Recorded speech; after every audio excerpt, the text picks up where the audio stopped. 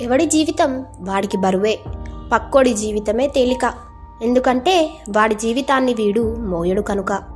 పరిస్థితులు చూసేవారికి ఒకలాగా, అనుభవించేవారికి ఒకలాగా కనిపిస్తాయి.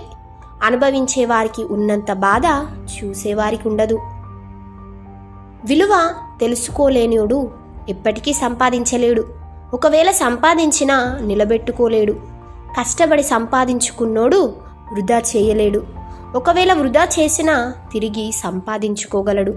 అది స్నేహమైన, డబ్బైనా, ప్రేమైనా. వ్యక్తిత్వం నచ్చిన వాళ్ళు ఎన్ని సమస్యలు వచ్చినా ఎదురించి నీకు తోడుగా నీతోనే ఉంటారు.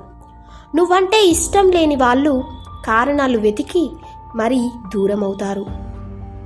ఏడుపు వచ్చినప్పుడు ఒకరే ఏడవాలి, నవ్వు వచ్చినప్పుడు నలుగురిలో నవ్వాలి. అందరిలో ఏడిస్తే నాటకం అంటారు, ఒక్కరే నవ్వితే పిచ్చి అంటారు. రాత్రి ఒంటరిగా రాదు, చీకటితో పాటు ఆలోచన, ఆవేదనలు తోడుగా తీసుకువస్తుంది. నువ్వు నిర్లక్ష్యం చేసినప్పుడు కాదు, నిన్ను నిర్లక్ష్యం చేసినప్పుడు తెలుసుకుంటావు మనుషుల విలువ.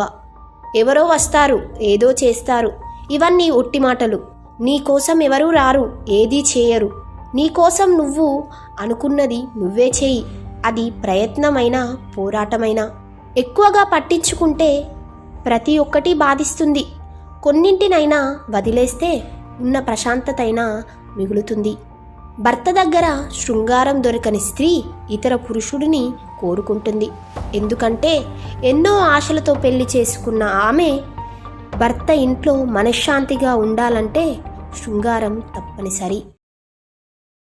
ఈ వీడియో నచ్చినట్లయితే లైక్ చేయండి, షేర్ చేయండి, అలాగే మా ఛానల్ను సబ్స్క్రైబ్ చేయండి.